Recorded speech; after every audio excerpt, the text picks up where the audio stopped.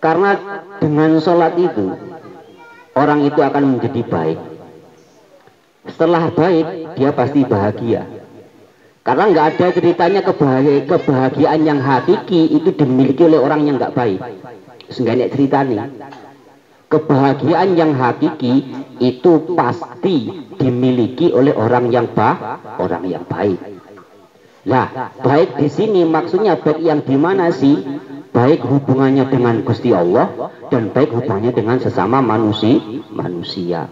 Yang bisa membentuk karakter itu baik indallah wa indan nas, baik menurut Allah dan menurut manusia itu adalah sholat. Ya sholat. Andai kan timbul lagi pertanyaan.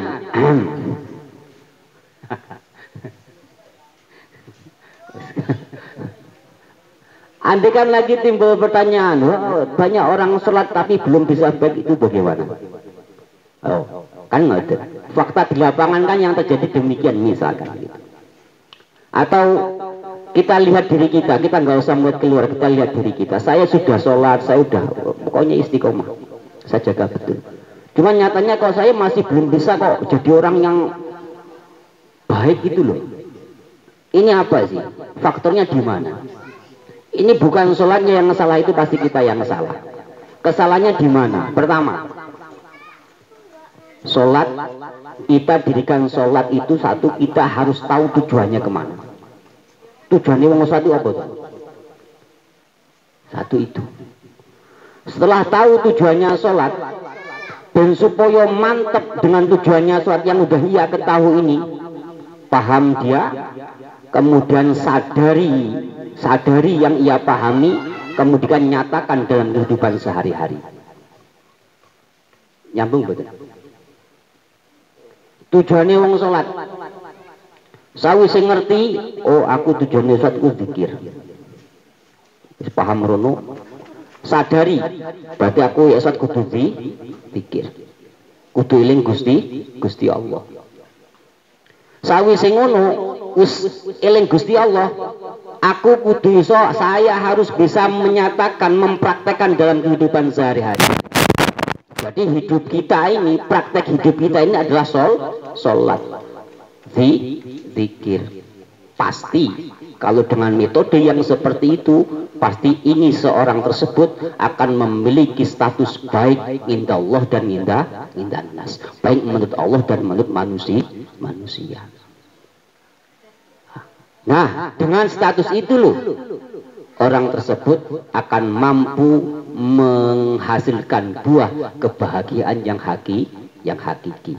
Jadi bahasa baik indah Allah dan indah nas, baik menurut Gusti Allah dan menurut manusia, ini ada perkara yang mutalazimin.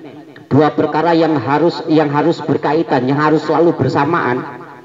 Karena nggak mungkin baik menurut Gusti Allah atau nggak menurut manusia, nggak mungkin ini akan menciptakan bahagia. Begitu juga sebaliknya, baik menurut manusia tapi nggak baik menurut Gusti Allah, ini juga nggak mungkin bisa menghasilkan kebahagiaan. Maka garis besarnya, sholat dipahami betul. Tujuannya sholat ki apa tuh? Jok ngono. Oh, zikir. Sawise zikir, sadari. Dadi wong kudu eling. Dan supaya mampu menyatakan dalam kehidupan sehari-hari, setiap kali gerakan sholat itu loh, mulai dari gerakan sholat takbir Allah, ngangkat tangan ini loh, Allahu Akbar, ngangkat tangan ini, ngangkat tanganku itu maksudnya apa?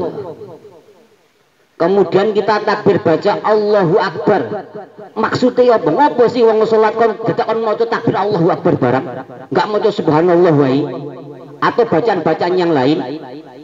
Ngapa sih? Ini apa sih? Setelah itu kan, setelah takbir kemudian yang dibaca bacaan Fatihah dong. Coba apa sih maksudnya bacaan Fatihah itu? Bacaan Fatihah itu apa sih? Dan saya yakin siapapun orangnya nggak perlu jadi tukang ngaji, enggak. Asalkan mau, itu pasti mampu. Karena ngeten nggih. Napa niku wong sing paham ambek surat Fatihah. Paham ambek surat Fatihah kemudian mampu mengamalkan surat Fatihah. Iku lho dadi wong apik. Loh kok ngono? Quran ini itu Quran lah pedoman hidup tuh ya. Nggih mboten? Ya ora. Ya ora sida ya paman ora iki. Itu kan Quran itu petunjuk ya. Petunjuk nang dalan sing lurus. Quran kambile sakmene ini lho. Ini kan pastinya ini orang yang mampu memahami Al-Quran yang tebalnya segini nih, tentunya adalah orang-orang yang dia mempunyai status pelajar, santri. Kadang santri mau tak buka kartu nih, urung mesti kok. Urung mesti urung. Lalu saya itu santri kepiye kan yuk kacau berarti. Ternyata Bapak, kalau ngomong wong sing paham surat Fatihah, kemudian mampu mengamalkan surat Fatihah, dadi wong apik. Insyaallah ya ini pasti dadi wong sing cedhek ambek Gusti Allah. Ya ngomong mlebu surga enggak usah dibahas lah, cedhek ambek Gusti Allah. Nah, karena apa sih saya ngomong seperti itu? Dasarnya di mana sih? Quran sing sakmene kandel ini loh, yang petunjuk yang sebegini tebalnya itu semua terkumpul dalam surat Fatihah. Jadi dikunci nang surat Fatihah wae. Loh kok bisa seperti itu? Kok bisa Allah itu membuat aturan Al-Quran itu seperti itu? Al-Fatihah itu menjadi umul kitab Al-Quran. Al-Fatihah menjadi pokoknya Al-Quran. Itu mengapa sih? Allah ngerti bahwasanya makhluk Gusti Allah. Yang namanya manusia menus kakean dosa ini enggak kabeh semua berstatus alim. Nggak kabeh berstatus iku mondok nyantri. Biyen nih ada yang punya latar belakang kon mondok ya ora gelem. Wis gelem mangkat pondok mung entuk 2 bulan balik. 2 bulan. kan itu nggak usah disalahkan, itu masa lalu. Wis nggak salah sampean. Kita nggak salah dengan keadaan kita saat ini. Yang penting itu Allah memberi jalan pahami surat Al-Fatihah. Monggo wong salat nih wajib maca surat Fatihah. Yo. Maka kemarin waktu ngaji buku saya ngomong, "Bus penak-penak wae. Fatihah iki sakwise iso maca bener, maknane yo dingerteni. Artinya dingerteni dhisik. Setelah tahu artinya terus diangan-angan. Masuk terus. Jangan berhenti kalau sampai belum pentok. Ngerti ambek Gusti Allah. Jangan berhenti. Artinya ini juga sebagai isyarat. Jadi wong iki jangan pernah merasa puas dengan kebaikan yang ia lakukan. Janjane ngoten niku. Jangan pernah puas merasa dengan kebaikan yang sudah ia perbuat. Ojo. Belum tentu kebaikan yang sudah ia perbuat itu sudah sempurna. Padahal makanya karena masalahnya tujuannya wong itu berbuat baiklah dengan yang sempurna mungkin sehingganya bisa membuat kamu itu makin dekat dengan Gusti Allah. Oh no. Kalau udah puas dengan kebaikan yang ia perbuat ya berhenti di situ. Padahal kadang-kadang ada kata-kata baik mungguhku urung mesti kan gitu. Maka terus dikaji terus digulai terus. Dan yakin kalau ada upaya itu pasti ketemu. Ini pasti ketemu. Pun gitu. Bahagia yang hakiki itu dimiliki oleh orang yang baik. Baik indah Allah dan indah nas. Orang yang baik indah Allah indah nas itu tercipta dari orang yang mau mendirikan sholat jadi kunci. Wis sholat di situ. Wis pokoknya saiso-iso nih. Sah. Ngomong sah, sementing belajar tadi dulu ya. Yang penting belajar tadi. Setelah mau dalemin golek guru belajar. Pun. Kemudian kita lanjutkan bahasan kita nih. Kita bahas ini kan bahasan kita juga dalam rangka memperbaiki sholat kita. Ini pun sewu. Kalau kita ngaji seperti ini, coba sama-sama kita lihat diri kita masing-masing. Aku wis ngono kuwi apa urung? Ya sunah-sunah salat kemarin yang nomor 8 membaca tasbih di dalam rukuk dan sujud. Sunah Baca subhana rabbil azimi wa bihamdi nang ruku dan subhana rabbiyal a'la wa bihamdi dalam sujud itu sunnah. Itu sunnah. Lagi saya ingatkan Bapak, orang sholat itu kok mau balapan? Ya iso. Patang rakaat setengah menit lah. Itu kelar iso kelar. Jumu'e semua wajib. Ya bahasanya cari di skip wae. Takbir Allahu Akbar, Fatihah.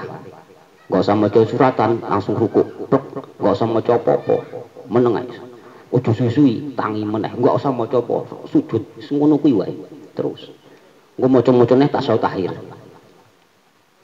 Ya pasti cepet. Tapi yo udah kira-kira yo salat apa olahraga dari ngono tuh. Ya gitu tadi. Kalau ada pertanyaan boleh apa enggak? Kalau secara teks ya boleh.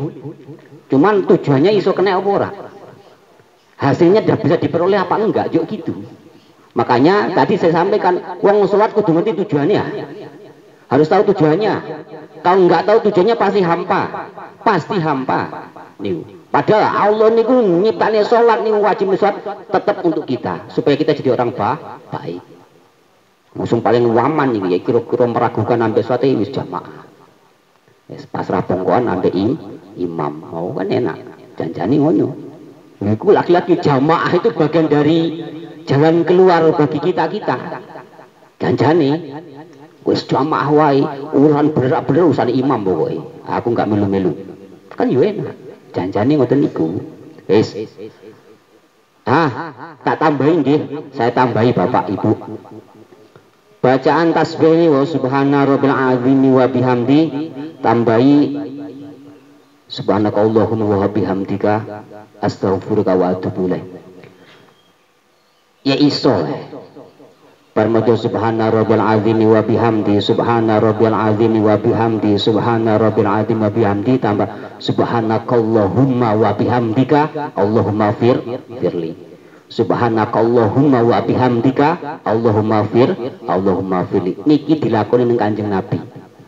Unung Bukhari enek ning kitab Bukhari hadis enek. Nalika turun wahyu surat An-Nasr idza ja'a nasrul wal fath itu, Kanjeng Nabi setiap rukuk dan sujudnya selalu membaca itu.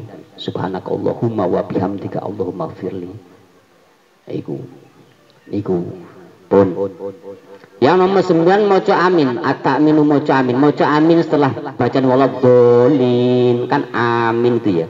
Iku sunnah. Bapak Ibu, pelajaran ini yang pertama, setiap kali kita mendengarkan orang baca Fatihah moco amin. Loh kok ngono toh? Nyambung seperti yang saya sampaikan tadi. Al-Fatihah itu jadi pokoknya Al-Quran. Orang paham Fatihah kemudian mampu mengamalkan Fatihah, dia jadi orang baik. Insya Allah jadi orang yang dekat dengan Gusti Allah. Sopo ngerti dengan wasilah kita cuma mendengarkan orang baca Fatihah, kemudian kita membaca amin kiambak untuk barokai Fatihah sehingga kita jadi orang yang mampu baik. Amin. Satu niku. Dimanapun kita mendengar bacaan orang baca Fatihah pas waladhdallin moco amin. Satu.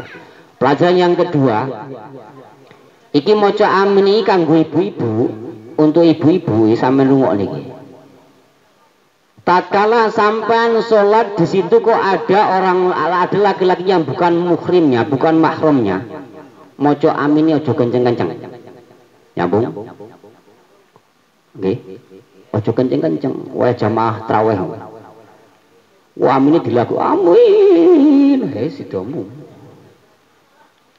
Ojo kenceng-kenceng. Wis cukup sampean wis ngrungu.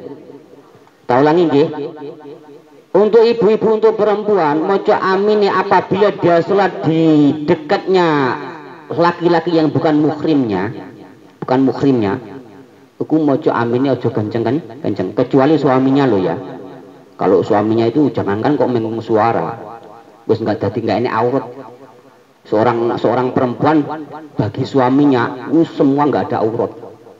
Wabe halal lah ngono lho. kabeh halal lah gitu tuh. Jadi yo cedek bojone ra apa-apa, maca amin banter ra apa-apa. Tapi kalau dekat orang lain jangan. Aliko jamaah jangan. Ojo, nyambung nggih. Kalau bapak-bapak yo disinkronkan karena imamnya itu baca Fatihahnya kenceng yo maca amin yo kan kenceng. Arti kenceng mungkin yo bengok maksudnya. Muin ojo yes amin karena ya Allah. Amin ini kan artinya ya Allah kabulkanlah doanya orang yang berdoa. Ini artinya amin itu kabulkanlah orang yang berdoa, doanya orang yang berdoa.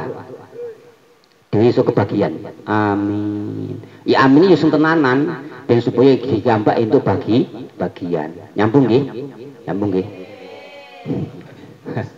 Arab saat traweh masalah ini traweh pura ibu-ibu lah. Oh traweh nggih alhamdulillah. Baca amin nggih.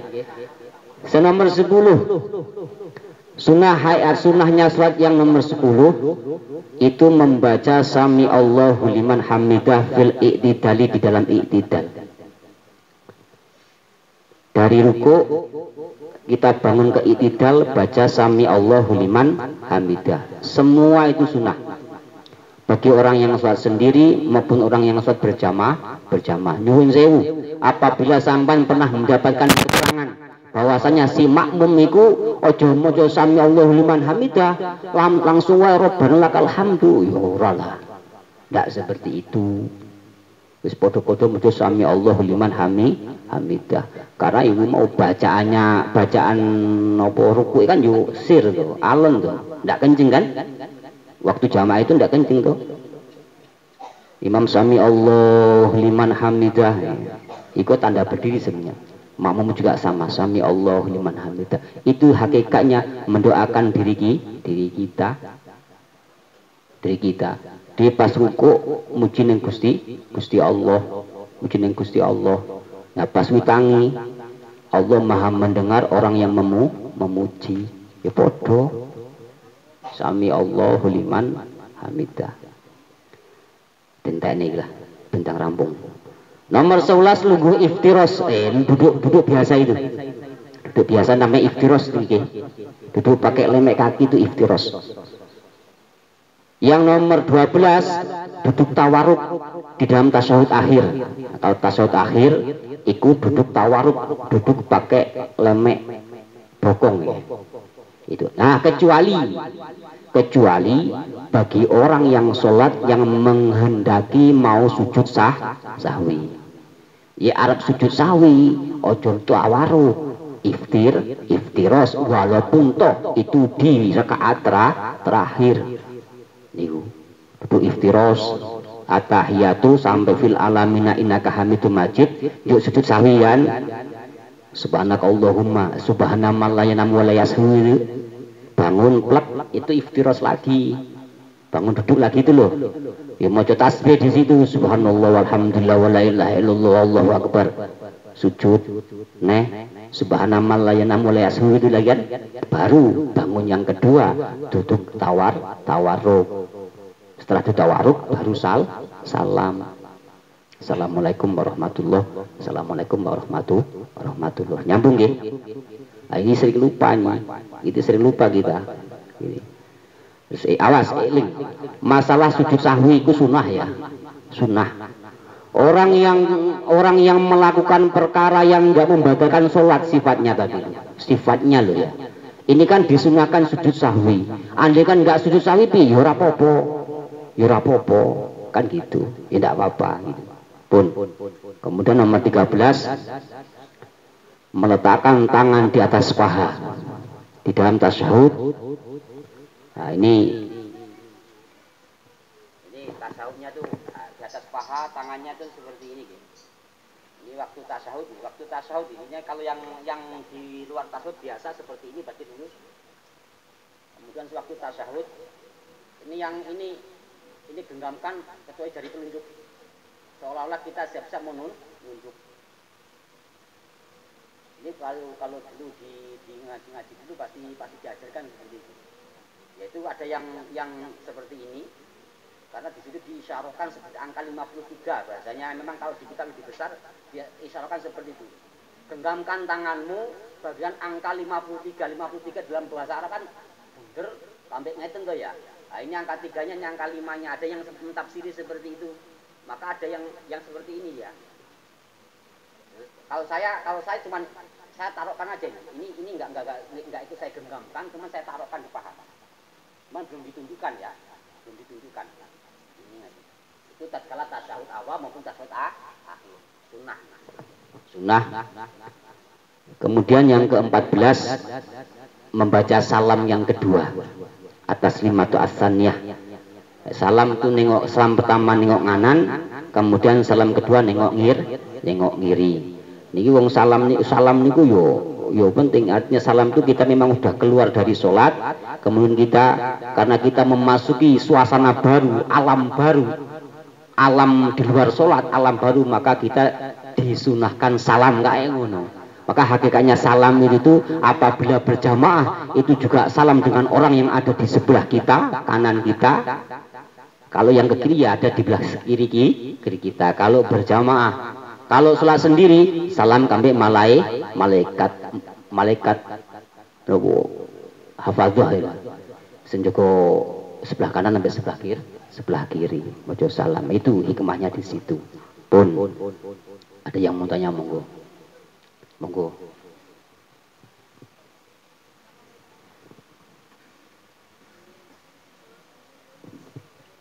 Monggo yang mau tanya, monggo ya, nggak usah malu. Ya apa adanya aja gitu ya.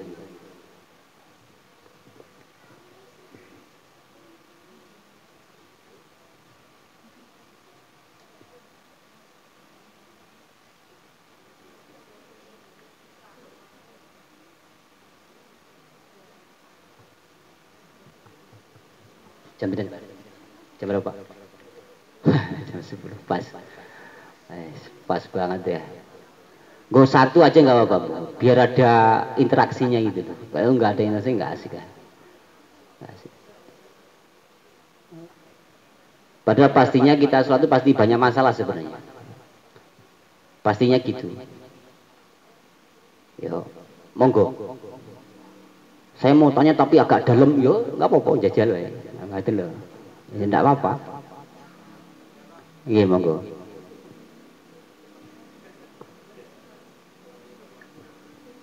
Assalamualaikum warahmatullahi wabarakatuh. Nggih, ya.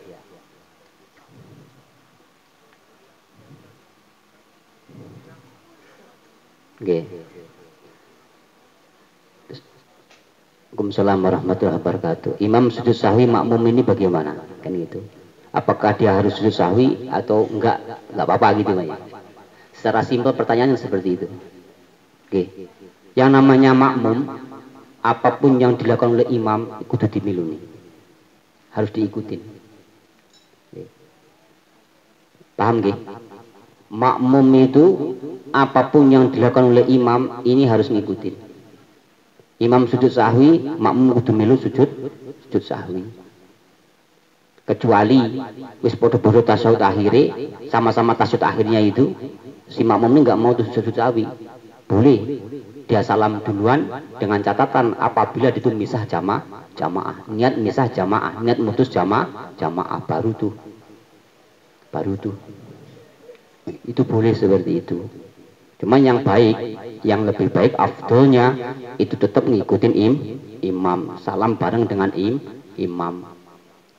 Yang lebih unik lagi Bapak Ibu, ini kalau jamaah imamnya salah, imam tapi nggak kerasa salah, udah diingetin subhanallah tetap aja gitu misalkan.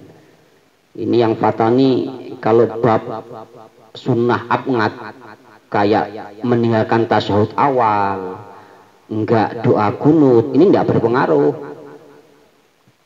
tetap harus diikutin. Kalau nambah rakaat kan terjadi tuh surat duhur 5 rakaat pamane, imam berdiri jies tegak, makmum sadar ilmu, subhanallah, imam tidak dengar atau bagaimana, atau keyakinan imam itu masih 4 misalkan. Nah, ini yang sadar, tahu sadar diri bahwa sholatnya 24, ojo milu ngadeg, jangan ikut berdiri kalau yang itu. Karena itu kondisi posisi sadar dia imam ini salah fatal. Karena kalau disengaja itu pasti batal. Berarti kalau makmum itu sampai sengaja ikut berdiri dengan kondisi dia tahu dia itu udah 4 rakaat misalkan, kan sengaja berdiri gitu.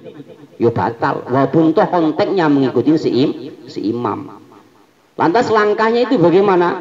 Duduk tunggu imam. Ada 2 pilihan. 1, salam duluan dengan niat mutus jamaah. Yang nomor 2, tunggu imam. Diem, duduk aja. Sampai nunggu imam nanti salam kita ikut bareng salam. Di dalam diam itu baca apa? Sementing mau apa wae. Rabbana atina fid dunya hasanah wa fil akhirati hasanah wa qina adzabannar pengakeh ini. Semua tasbih mau apa di dalam diam itu. Ya, nyambung nggih. Jangan awas tuh nggih. Salat raweh itu saya pernah ngalamin saya salat 1 rakaat itu. Ya, ingat Bu. 1 rakaat saya sudah duduk. Subhanallah, singkat saya juga. Oh iya yuk. Mantap. Ini kan kalau Imam Atoba yang paling sering salahkan saya. Paling sering salah itu saya akuin itu, nggak tahu salah bu, ngerti itu, waduh salah ini. Terus tasyahud awal nih, untuk si makmum itu nggak punya batasan, nyambung betul. Itu kan batasannya tasyahud awal sampai selawat tuh, Allahumma sholli ala sayyidina Muhammad kan gitu kan, terus berdiri. Tapi ini untuk si makmum nggak punya batasan. Artinya bagaimana? Andaikan kok imamnya itu baca tasyahud awalnya lama, diwis rampung makmumi. Allahumma sholli ala sayyidina Muhammad. Makruh kalau diam. Makruh kalau diam. Nyambung betul. Lantas baca apa? Lanjutkan. Allahumma sholli ala sayyidina Muhammad wa ala ali sayyidina Muhammad kama terus sampai imam itu berdiri. Kesimpulannya untuk tasyahud awal bagi si makmum nggak punya batasan, gantung dengan si imam. Itu pun nggih. Alhamdulillah. Semoga manfaat barokah. Hidayah Gusti Allah selalu teruntuk kita sehingga kita semakin hari memang semakin menjadi orang yang baik, kemudian bisa mendapatkan buah kebahagiaan yang hakiki. Amin Allahumma amin bi barakatihil Quran al-Fatihah. A'udzu billahi minasyaitonir rajim. Bismillahirrahmanirrahim. Alhamdulillahirabbil alamin arrahmanir rahim. Iyyaka na'budu wa iyyaka nasta'in. An'amta 'alaihim ghairil maghdubi. A'udzu billahi minasyaitonir rajim. Bismillahirrahmanirrahim. Allahumma sholli wa sallim ala sayyidina Muhammad wa ala ali sayyidina Muhammad. Alhamdulillahirabbil alamin. Allahumma hdina siratal mustaqim. Allahumma hdina siratal mustaqim. Allahumma hdina siratal mustaqim. Siratal ladzina an'amta 'alaihim minan nabiyyin wasiddiqin wasyuhada'i wassolihin wa hasuna ulaika rafiqa. Dzalika afdhalu minallah wa kafaa billahi 'alima. Wa sallallahu ala sayyidina Muhammadin nabiyil ummi wa ala alihi washabbihi wa baraka wa sallam. Subhana rabbika rabbil izzati amma yasifun wa salamun alal mursalin walhamdulillahi rabbil alamin. Ya Rabbi bil Mustafa balligh maqasidana waghfir lana ma madha ya wasi'al karami huwal habibul ladzi urja syafa'atuhu likulli hawli minal ahwalil muqtahami ya arhamar rahimin ya arhamar rahimin ya arhamar rahimin fariz alal muslimin ya Allah ya Allah ya rahimal mu'minin sallallahu rabbuna ala nuril mubin amadal mustafa sayyidil mursalin wa ala alihi wa sahbihi ajma'in. Kurang lebihnya mohon maaf. Saya akhiri, wassalamualaikum warahmatullahi wabarakatuh. Waalaikumsalam warahmatullahi wabarakatuh. Ya, alhamdulillah, kemudian tadi tentang fikih yang disampaikan